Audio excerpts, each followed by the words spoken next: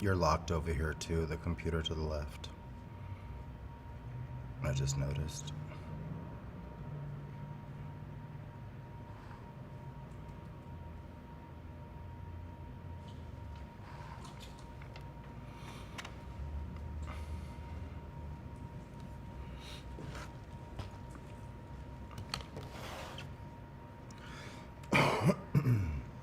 Also, can you turn the volume down on that?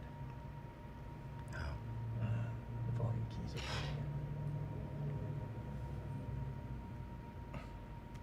Turn it down? yeah, I don't know how. Here? Just press I think it. so. Oh, Oh, go all the way down. it's on mute. Oh, okay. You're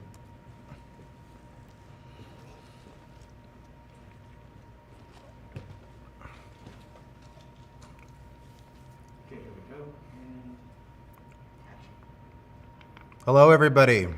Happy Wednesday. September 16th. I haven't seen you guys in a month. Welcome back. If today is your first time, thank you for joining. And for those who have been here for all 10, today is number 10. So happy to say that we've had 10 of these. These started off as an idea at the beginning of COVID when people were starting to work from home and stuff. And the feeling was that we needed some more wellness out there, and I was asked to put together these wellness webinars. So I'm excited to be at number 10 here about 5 months later. So today we're going to be talking about balancing professional and personal peace of mind, part 2. I did one the last time, as you guys will remember, or again, if this is your first time, you can go back and look at it on our Department of Behavioral Health website. Under this video, you'll see that that link, and you can go there and you'll find the video. And on the YouTube channel, I apologize. And I had a lot of positive feedback. I had said last time that I was going to go back to basics, to just the basics of what can we do to keep ourselves well? What are things that we can do to make ourselves better? And it seems that a lot of you really enjoyed that. And I had a lot of emails and a lot of phone calls and text messages. Many of you in DBH and out there are very shy, and maybe you don't want to chat. If you can chat, please log into your YouTube account and you can chat live. And then we'll be able to answer any questions or see your comments or say out loud your feedback as we see it come in. So I want to start off with, excuse me, I'm stuck on this screen. I apologize. Happy Wellness Wednesday. Here we go, now it's working. So happy Wellness Wednesdays. I think I told you guys I borrowed that from Susan Holt, one of our assistant directors. Love it. And September is National Suicide Prevention and Recovery Month. Please get the word out there if you know anybody. Many years ago, I lost someone to suicide. It's a horrendous thing that's going on right now. Suicides are up by, I don't even want to misquote the percentage because it keeps going up during this time of COVID, and people being isolated and people not being able to get help. And so this is a really serious issue, always, and especially right now during COVID times. So if you could spread the word on your social media, whatever, for our access line, the 1-800-654-3937, please do. And prayers out there to everyone who has lost somebody. So it's National Hispanic Heritage Month, September 15th to October 15th. So if you know anybody who's Hispanic, give them a high five. You know, it's National Hispanic Heritage Month. So we have a whole month to celebrate. So today's focus, as always, we're going to do our check-in. Peace of mind for work and for personal.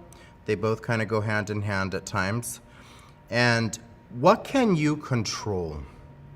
Today on September 16, 2020 at 12:05 p.m., or whenever it is you watch this, many people watch it after because it's recorded and you're able to.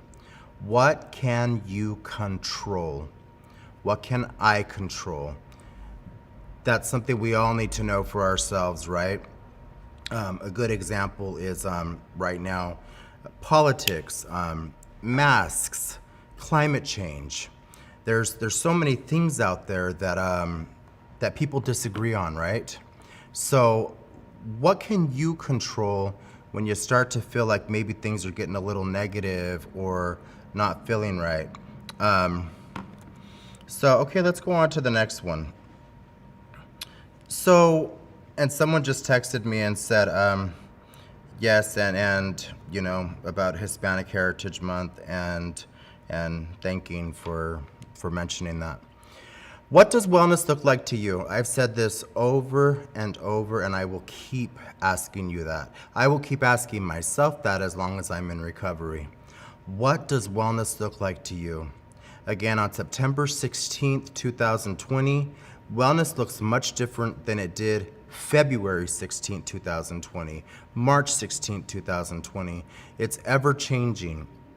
And especially with everything going on right now, I think for a lot of us, our expectations for wellness are probably a lot lower than maybe they were before all of this chaos ensued in the world between COVID, the fires, and everything else going on. So ask yourself, and if you get a chance, get a piece of paper or go to the notes section on your phone and jot down some ideas of what wellness looks like to you.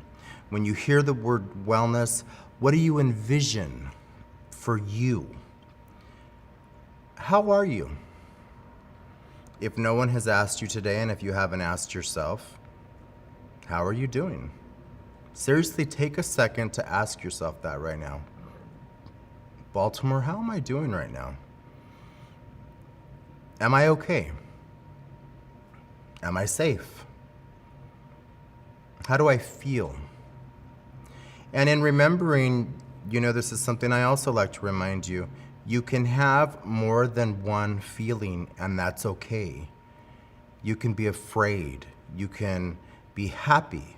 You can not be happy about what's going on in the world or something about your job and still love your job and still love the world. It's okay to feel a multitude of different feelings at once. There's nothing wrong with that. There are many facets to life. And of course we may be unhappy with one part and very happy with another. The trick is, how do we balance that, right? How do we balance the not feeling okay with one aspect and feeling great about another and not letting them intertwine?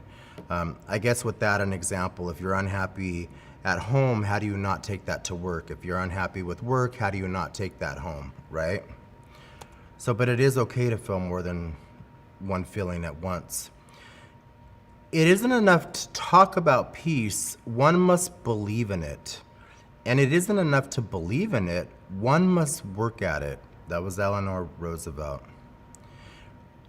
Peace is a daily, a weekly, a monthly process, gradually changing opinions, slowly eroding old barriers, quietly building new structures.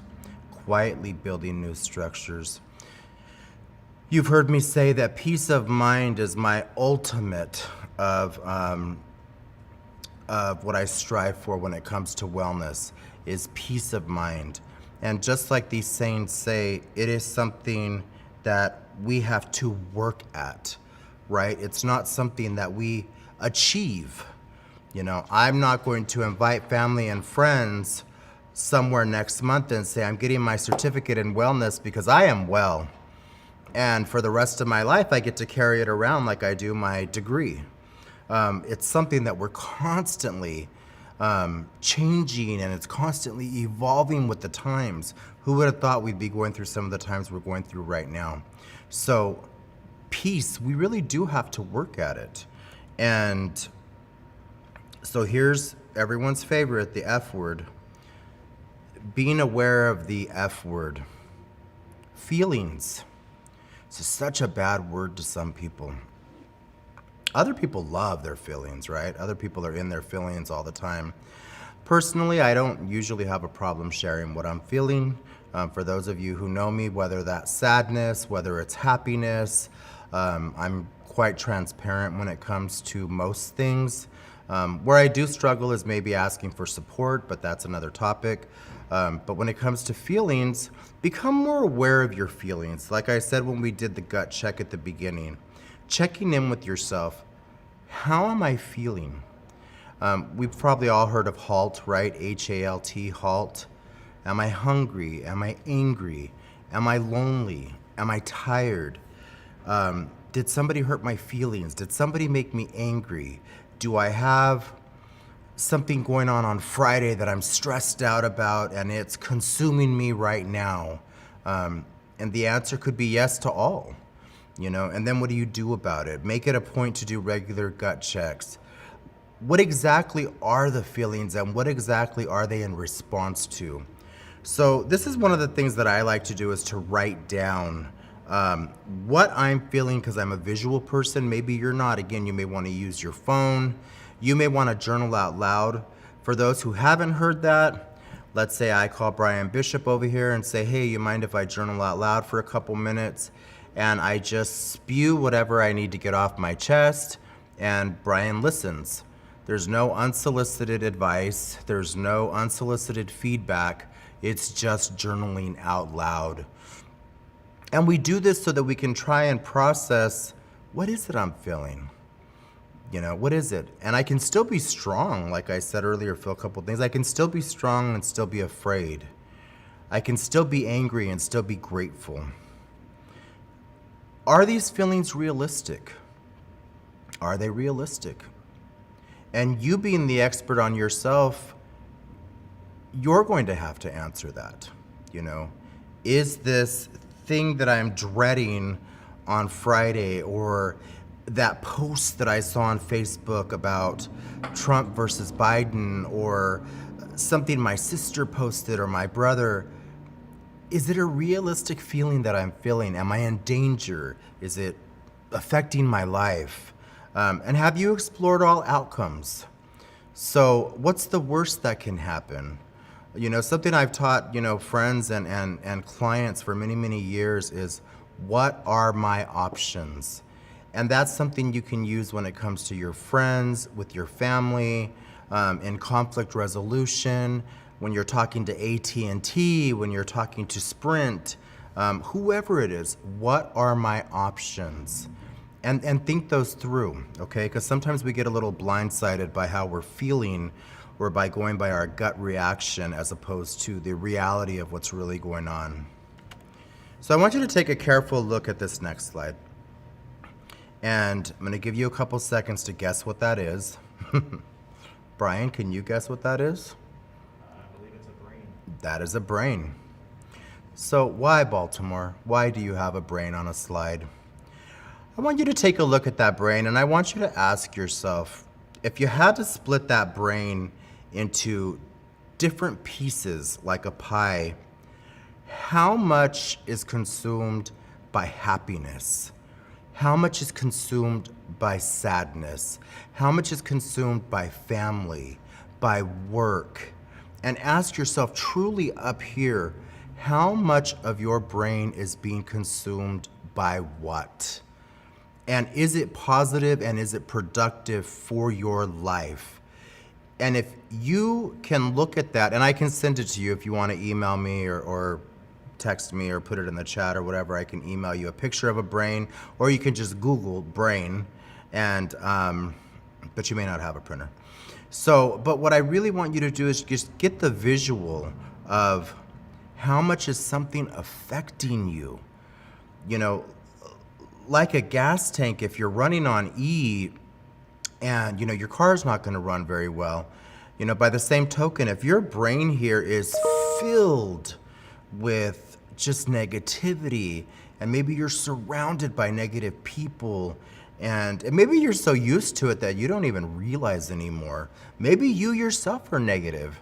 I'm not always Mr. Positive just because I do these wellness webinars, and I have to check myself, many times. and say, okay, Baltimore, you're being negative right now, and get into gratitude. But really take a look at when you get a chance, and again on a piece of paper, and try to draw a brain if you can, the best you can. Every time I have tried, people laugh hysterically because my brain never looks like a brain when I draw one. But do your best. And again, put in there, you can put the names of people you love, all that, and a positive and a negative sign for what they bring into your life.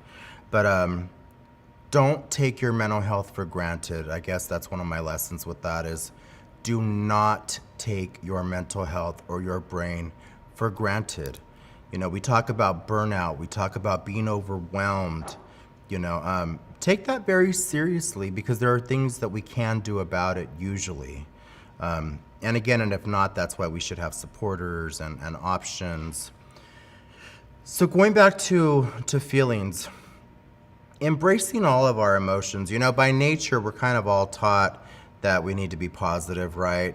Or maybe you grew up in a household where there's lots of negative, or for whatever reason, you predominantly think the glass is half full or half empty, or it's just half.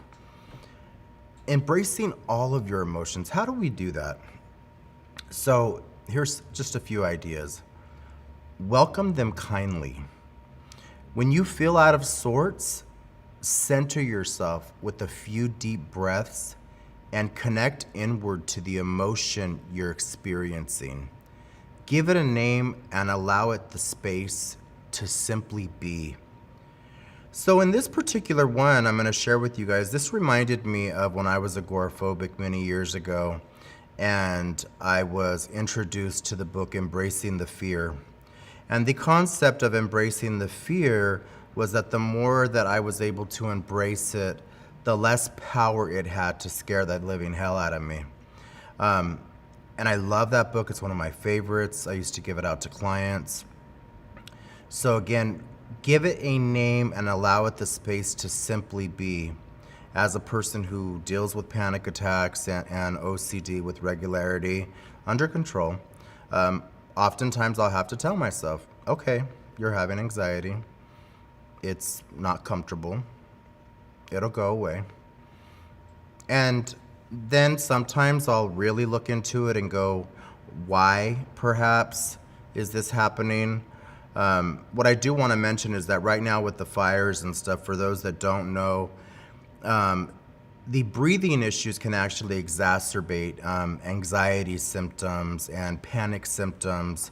So do be very patient with yourself during this time if you're feeling more symptomatic and you're a little more afraid and stuff. It's very natural. Again, if you're feeling though like it's something medical, go see your doctor. But this is known to exacerbate feelings of panic and anxiety. So the second one is soften them gently. However, this doesn't mean emotions can't hurt while they're still around. Get into your body. A body scan can really help. And try to identify where in your body you feel the greatest intensity of the emotion. Going back to the anxiety I told you about, I'm not saying it goes away when I acknowledge it, and I'm not saying that it feels great when I acknowledge it. It does not. It just lessens some of the pain of going through it, and perhaps makes it even not last as long. So we want to really do a body scan and take a second right now, you guys, and just ask yourself, what am I feeling from head to toe? What is my breathing like right now? Do you know how to take a deep breath? So let's try one really quick. Okay. So the correct way of breathing, and you want to have your posture, sit up if you're sitting. If you're laying down, that's okay. And you're going to breathe in through your nose and out through your mouth. Okay. You'll hear different things. Breathe in for 3, breathe in for 6. Somebody said to me that they can breathe in for like 30. More power to them. We're in Fresno, so if you can breathe in for 2, great.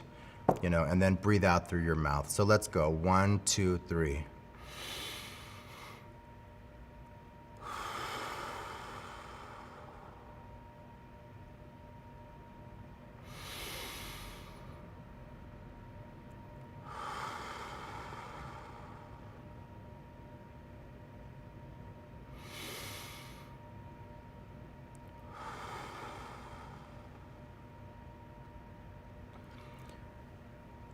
For me, that feels great. I love deep breathing. I love meditation. I love mindfulness. I love body scanning. If you just did that and thought, Baltimore, that's ridiculous, okay, then it's not your thing. But give your body a break. So back to embracing your emotions, explore them wisely. Once you've practiced this unguided self-compassion, you'll be less driven by the fear centers of your brain and more able to connect to your wiser prefrontal cortex. That's when you can ask yourself what the emotion is trying to tell you. Okay, what is this emotion trying to tell me after you've identified it? Is it reminding you of something you value? Or is it exaggerating a potential outcome based on earlier unpleasant experiences? In my office, I, for years, have had a printed saying that says 99.9% of everything you worry about doesn't come true. And this is something I've worked and struggled with for many years and gotten way better at. Not ruminating and not worrying and going, okay. And that's perhaps also because, for one, I've been in recovery for many years in wellness and recovery, and two, I'm a little bit older, so I've gone through some stuff. So the fourth one is act courageously. Paul Gilbert has done some work on self-compassion and shows that being compassionate with ourselves leads not just to wisdom, but also to courage. True self-worth grows from a place of acceptance, and that includes accepting our full range of emotions. They are part of who we are, right? They are part of who we are, but they are not who we are. So, okay, so You had a comment. Oh, I did? So Chelsea, one of my great friends from out of town, from Shasta County, says, thank you, Baltimore. Deep breathing break is always so helpful for me. Rita Mejia says, and I noticed your posture is upright as you were breathing, so I remembered to do that too. Yeah, posture is really important, you guys, even when you're breathing, and even if you're laying down. I also got a text from somebody who said, I'm laying down, scanning, listening to your soothing voice and breathing. Thank you. Posture is really important when we're sitting, when we're breathing, when we're laying down. Personally, I try not to cross anything, be it my legs, my arms, and just totally surrender. That's how I see it, is by totally surrendering. So thank you, Rita and Chelsea. And I'm not sure if I can share the other person's name, so she'll have to tell me. So this next one I thought would be a little bit funny. That's my head on this little meditation body. As evidenced, I don't look like that in person. But meditation can help lower blood pressure. And remember, we're going to be talking about a multitude of different things that you can do. Reduce anxiety, decrease pain, ease symptoms of depression, improve sleep. And I'm sure that people like myself who do meditate can tell you so many more benefits. Now, you see the posture there, right? Sitting that way. Or you think of somebody lighting incense and burning candles and on a beautiful mountainside. Meditation, there are tons of ways that you can meditate, and I implore you to, if you're interested, YouTube, there are free videos. Look up all the different kinds and find one that works for you. They don't all involve laying down, they don't all involve sitting, and they don't all involve, having bohemian clothing, like I do, and, so, there's just so many different ways you can meditate, and I'm excited for you guys. So this next one, I think is even funnier than the first one. So the easiest way to begin is to sit quietly and focus on your breath, going back to that breathing again, right? And as we're sitting here, let this be a sign to you that, okay, while we're doing this for a few minutes, I'm gonna try breathing in through my nose and out through my mouth. And really just try to take some deep breaths and be aware of that. I love this. An old Zen saying suggests you should sit in meditation for 20 minutes every day. So I want you to think about that. 20 minutes every day. There are 1,440 minutes in 24 hours. That leaves you 1,420 minutes to do everything else you need to do. So when you say, I don't have enough time to meditate, it's 20 minutes out of 1,440. So I'm sorry, I'm going to read that again. So it says you should sit in meditation for 20 minutes every day. Unless you're too busy, then you should sit for an hour. I absolutely love that. If you are too busy to take 20 minutes out of your day for self-care, for your health, for your mind, for your body, for your spirit, then you should be taking an hour and maybe try and take some time to reflect. I know there are people out there who have children and who are doing things, and again, it's 20 minutes out of your day. And if you can't, do 5, do 3, do 2. There are 2-minute meditations out there, but I don't want to push meditation on you. So couple that with an additional 2 to 5 minutes of meditation throughout the day to break up the chaos, and you will soon be feeling the benefits. If you are interested, please look up Dr. Douglas Tabor on YouTube. He is one of the best as far as guided meditations. And Rainbow by Beth Fresky is another really great one. So for those who know me, the next one is napping. This is another wellness tool that you can use. So when you think of napping, I've had many people say, I cannot nap, Baltimore. I can't sit still, or I can't. And I've said, well, how many times have you tried? How long did you practice? This doesn't mean you have to nap every day, but I want you to see that 10 to 20 minute naps, this power nap is ideal for a boost in alertness and energy. Experts say the length usually limits you to the lighter stages of non-rapid eye movement, or NREM. Sleep, making it easier to hit the ground running after waking up. Then they have a 30-minute. So this says it may cause sleep inertia, a hangover, groggy feeling that lasts for up to 30 minutes after waking up. Before the nap's restorative benefits become apparent, the 60-minute, this is best for improvement in remembering facts, faces, and names. It includes slow wave sleep, the deepest type, the downside, some grogginess upon waking up.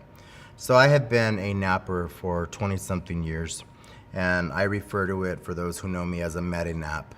It begins in meditation and goes into a sleep.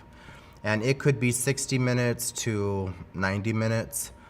There have been times where it actually went to 3 hours, but not that many times. What I want to say to you, and there's also the 90-minute down here, which is the full cycle of sleep, meaning that the lighter and deeper stages included the REM, rapid eye movement sleep, typically likened to the dreaming stage. This leads to improved emotional and procedural memory, like riding a bike, playing the piano, creativity. A nap of this length typically avoids sleep inertia, making it easier to wake up. Okay, well, that's probably why I wake up from my naps really easily. So what I do want to say that I think this is just like everything else. You have to learn what works for you. Will napping work for you? And if so, how long will work for you? Do you need 5 minutes? Do you need an hour? You are the expert on yourself. I want to go back to that. You are the expert. Do you need, I had a friend who used to take 3-4 hour naps over the weekend when she didn't have to work. So again, consider it as a wellness tool, okay? So we spoke a little bit about this last time, and this is positive energy. We hear a lot about energy, right? And I've heard a lot of people say as of late, there's so much negative energy out there. There's so much negative energy out there when it comes to, again, when it comes to politics. People are sick, people are dying, people are afraid, people miss people. So there's a lot of sadness and stuff, but I think we need to be very careful when we identify things that make us sad as being negative, because there are just natural organic feelings that we're going to have towards some of these bad things going on in life right now. But so let's talk about ourselves though, okay? Aside from politics, aside from everything else going on out there, make yourself a priority. You have to make yourself a priority. And for some people, their training, whether it was by their family, or, the way that they grew up, or the dynamics in their family, may feel very guilty for putting themselves first. But you have to make yourself a priority. If you feel good about yourself, it'll be much easier to project that inner contentment into the world, right? If you feel good about yourself and you go down the street and somebody's taking too long at Starbucks, maybe it's not going to piss you off as much. Look after yourself and make it a habit to do those little self-care things that make you feel good. Notice the difference in how you carry yourself. So this is something that you would want to practice would be, okay, I'm going to try, I'm feeling better about myself. And is that changing the way the people around me are? Am I viewing people differently? Are my views or reactions or interpretations, perceptions of what people, how they are towards me, is that changing? Because some of this could be, inner turmoil that we're dealing with, which causes us to misperceive people's intentions. So to remember what's fact and what's a thought. We're human, so we'll have less than flattering thoughts about ourselves sometimes, right? I'm sure we all go through that. What we can do is rewire ourselves to separate fact from thought. A fact would be, I had a difficult conversation with my coworker or boss. And the thought, the coworker or boss thinks differently of me now. Focusing on the facts helps keep things in perspective and prevents you from manifesting those negative thoughts. So you see how we can just start that roller coaster of negativity of, God, now they think negative of me and they think whatever, and ruminate on it. Well, the fact was that you had a difficult conversation and maybe it wasn't pleasant, and that's okay, right? 3, be kind to yourself. Be kind to yourself. How many of us beat ourselves up? You're too fat, you're too ugly, you're too skinny, you're too old, you're not smart enough, you're all these things. And how often do we look in the mirror, do we say to ourselves, I love you. You're a beautiful person the way that you are. You may be overweight. Well, I'm going to talk about myself. I may be overweight, but you know what? I'm healthy, and I have a good life, and I have a good family, and I have good friends, and but I think unfortunately so many of us are trained to go towards well, if I could just lose 50 pounds though, life would be so much better. Well, I was skinny for a good portion of my life, and I can't say that it was better at that time. I think I have more peace of mind now. That's just an example of being kind to yourself. When you're feeling down, recognize and honor your thoughts. Try and be kind to yourself. Whether this means reciting your favorite mantra over and over again, or making an effort to treat yourself with compassion, just like you would a friend.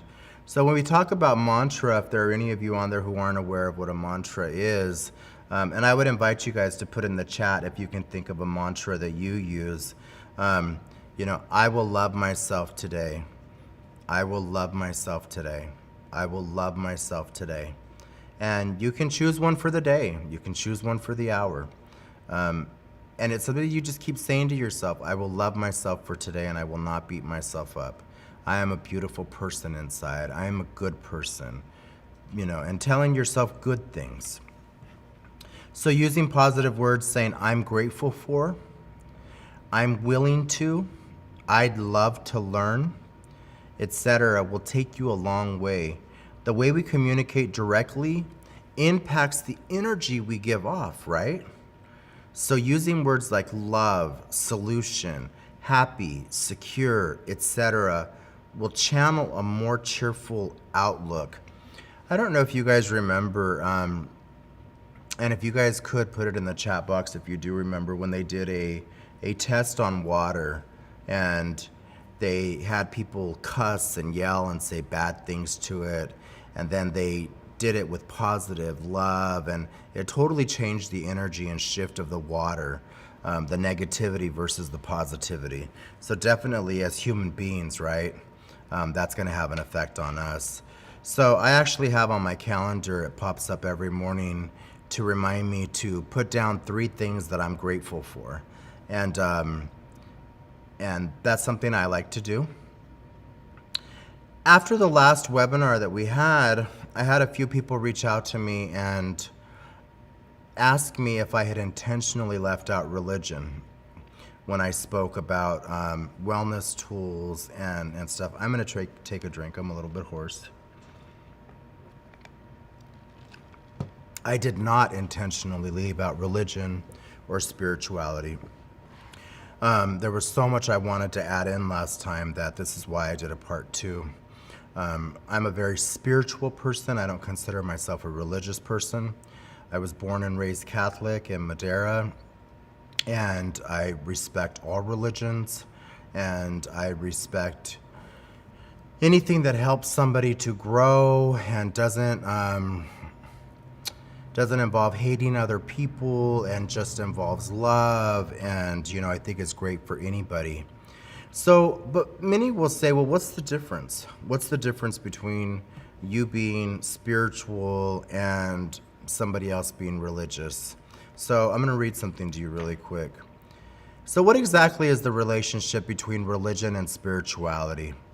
One important point to make is that it is possible to be spiritual without being religious, but being religious arguably requires being spiritual.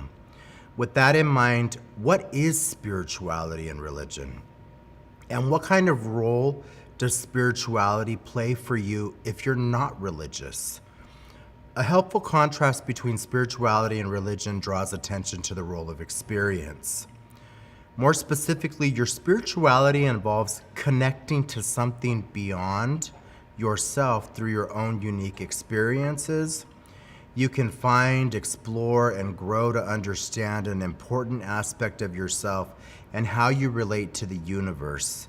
You'll often hear me refer to God or the universe out of respect for whatever it is people believe. I'll say God or the universe.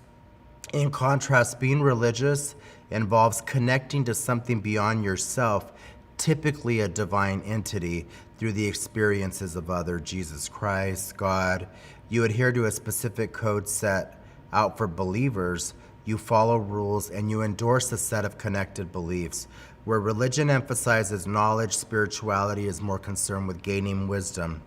You may not agree with this. I did take this off of the lawofattraction.com. And I know for me, I do refer to a God and I do refer to the universe. I refer to myself as spiritual for different reasons. There are certain things in the Catholic religion that maybe don't align with how I live. And so personally, if you were to go to my house, you would see that I take from many different places and different parts of the world and what people believe. And, from holy water to incense to burning sage in my home, a lot of different things. There are no right or wrong answers. And I do not think you should be ashamed of whatever it is you believe, if that's what's helping you to grow and maintain a happy life. So, reasons to exercise regularly, we hear a lot, right? Exercise, exercise, exercise. Right now it's so hard, I know it is, for anybody. Even if it's indoors, the air is not the greatest, but had to throw that in there. So, support cognitive function. Working out also supports your cognitive function when performing physical activity. Your heart rate increases, which pumps more oxygen to your brain. By exercising regularly, you can support your brain health. So I had mentioned a couple of months ago that I found that walking was a new wellness tool of mine, of course, right before all the fires. And I had started to walk every day, a few times a day, and I found that I wasn't as foggy, I wasn't as tired, I had more energy, and I was not walking 10 miles. I was walking like 30 minutes here, 30 minutes there. Improving endurance. Aerobic exercise or any form of cardio can help improve your endurance. If you go for a walk or run consistently, you may notice that the more frequent you go, the easier it gets. Your body becomes accustomed to this type of exercise because you're improving your endurance. So that would go along with anything else, right? As we do more of it, we get used to it. Enhancing your quality of sleep. If you have trouble sleeping, exercising regularly can improve your quality of sleep. The more you work out and tire your body out, the easier it will be for you to hit the hay. Increased strength. Incorporating weightlifting into your workout routine can help improve your strength, which can be beneficial for everyday activities. And last but not least on this page, reducing stress and tension. Feeling stressed? Hit the gym. Many people use the gym as a form of therapy for good reason. As you work out, your body releases endorphins or feel-good hormones that improve your mood and reduce stress or tension. So I'm going to share a couple of fun things with you guys. I didn't have time to put all the ones that I wanted in, but I did get these from Gabe Gomez. So he's showing a progression of wellness activities since March, okay, since all of this started and working from home and enjoying nature at its finest, which that's really beautiful. And I'm gonna have to ask them specifically where these are at. Engaging the whole family in distance learning. I hope you guys can see that. I should have made it bigger, but the dog has headphones on and is on the laptop. And I know that I've had coworkers who have shared with me that they're, while we're actually meeting, their cats jump on them or their dogs come running in, and it's actually really hilarious. But it seems like these animals really know, right, when we're trying to do something as far as a meeting or something. So his next one said new hobby, rose patterns, and then pool toy collecting. So it looks like his family is pool toy collecting. Grateful that you have a pool, Gabe. Now we'll know where to go swimming. Natalie Morgan sent this to me, and it's a very big article, so I just took a snapshot of it. But How to Snack Smarter at Work, Making Meals Out of Snacks by Jacqueline London. So if you want to write that down, or if you want to look at this later and write it down, How to Snack Smarter at Work, Make Meals Out of Snacks. And I did read the actual, the article, Natalie. And it has some really good suggestions, such as if you don't want to use bread and using crackers for your sandwiches, wheat crackers, or, you know, what kind of snacks that you can use that are healthier than maybe popcorn. I was doing popcorn up until last week, a whole bag of it too. I don't know if that's bad. I'm sure it is. But a whole one of those, and I like the real buttery microwave ones. But I did have a stomach issue last Friday that hit me out of nowhere. Well, it wasn't out of nowhere. I had an overnight oats from Starbucks, and I'll leave out all the gory details, but barely yesterday did my stomach get better. So I've gone 4 or 5 days without popcorn, without cheese, without, you know, whatever. Y'all know that I'm addicted to my Starbucks. I went, I think, almost 4 days without any Starbucks. So I'm going to be making some changes to my diet because I found that in these 4 days, I felt a lot lighter actually without eating all that stuff. No bread, nothing, just pure soup. And just a little bit of it, yeah. Anyway, so as always, and for those of you that won the last wellness drawing, I want to acknowledge that I know that it's been a month, and I'm going to put these together.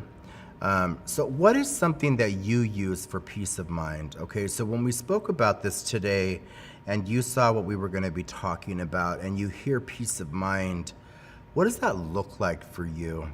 And if you could email that to me and let me know, and also let me know if I can share it, if you'd be okay with me sharing it here. I'd really like to know what that looks like for other people, what it feels like, what it smells like. You know, using all of your senses, what it tastes like. What does peace of mind look like to you?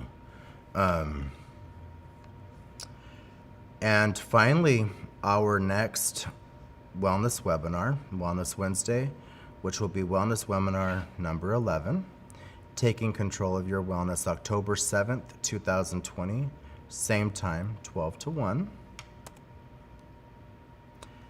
And that is the end of today's presentation. I'm going to give a couple of minutes to see if anybody had any questions or comments.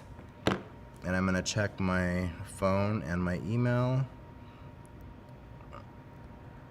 Someone said 90% of mine is consumed by anxiety today. Okay. Someone asked me, can you make these handouts in this webinar available to others? I most definitely can. I would just need to know, just send me an email and let me know, if you would like the handouts or how I can get them to you. I'm not seeing any comments. I will share this with you that I thought was pretty cool today, is that I was sharing with my mom, about doing this today, the wellness webinar, and and she told my sister, well, I had some kind of a meeting, and I said, well, no, and I explained to her what it was, and she says, well, how can we watch it? And I said, well, I thought you knew all this time, and just, either didn't have time or whatever, and she says, no, we would have been watching them. So, hi, Mom. Love you. All right, you guys, happy Wellness Wednesday. Be good to yourselves, please. Please email, be heard, reach out. You deserve that. Blessings to all of you.